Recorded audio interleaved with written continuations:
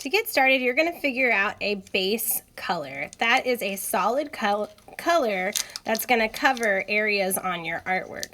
You want this color or this hue to be about a medium value. So it's not going to be your darkest color that you want this to look like or the lightest, but something in between, because eventually you're going to add more depth and complexity to this by adding values. So you want to find a value kind of in the middle. It's really important to make sure that your brush is dry with acrylic paint. So really make sure that before you get started you have a dry brush and you've got plenty of paper towels to dry your brush after you clean it. You're going to want to make sure to keep your sculpture stable as you paint it by holding it with your hand you're not painting with. And you're going to want to dab the brush into any cracks or crevices or bumpy spots, or even areas where the paper mache is kind of peeling off. You'll notice that I got fresh water because now I am going to create a new color for the core of this apple sculpture. Every single time I touch a new paint, I have to clean my brush and dry it so I don't get my paint too watery, and that way my paint doesn't mix, except for the place I want it to, which is in the palette. I'm mixing up the color completely, testing it on my sculpture to see if it's the right color, and then I'm going to paint the entire area just like I did the outside.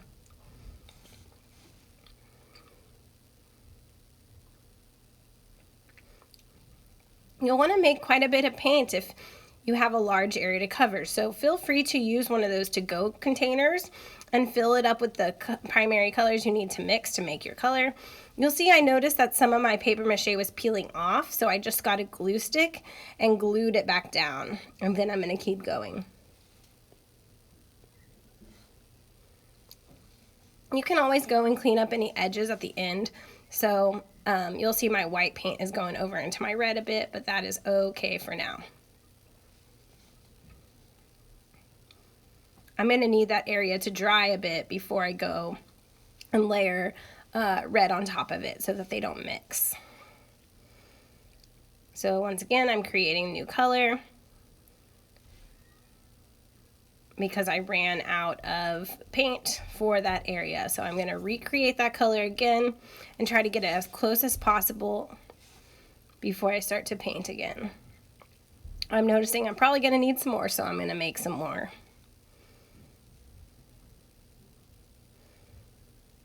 I'm going in with a smaller brush now to get closer to the edge to clean up my edges.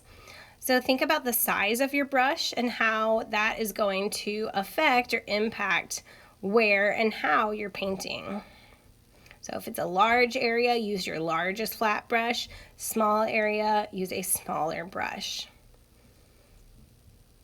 You probably won't be using the teeny tiny brushes yet because those are for detailing, which we'll do next. Now I'm going to create 3 separate values, a dark, a medium, and a light version of a shade. You could do this of a tint, adding white, or of a tone, adding gray, but I'm going to make 3 different values, adding black to them. So I've got a dark kind of burgundy, I've got a medium burgundy red, and I've got a light red orange. I tested them on my paper to make sure I like them, and now I'm ready to try to create something called a gradient. I'm going to paint the darkest value first and leave space to paint in the medium value second. Then I'm going to paint in the lightest value last. Then I'm going to blend them together so that they go from dark to light smoothly with not much of a transition. You can't really tell. So practice doing that. You could apply a flat gradient on your artwork, or you could apply a textured gradient, which is what I'm doing here. So I'm adding my darkest value around the areas where we see the COVID-19 spikes, and then I'm going to clean my brush and dry it a little bit, and then add the medium value a little further away from that spike, and then the lightest value I'm going to put furthest away from that spike. And I'm going to kind of mingle those colors together or mix them. And this is probably the only time you might want to have a little bit of water on your brush to help blend a little bit. But notice I said a little bit. That's how you'll add more depth and complexity to your sculpture.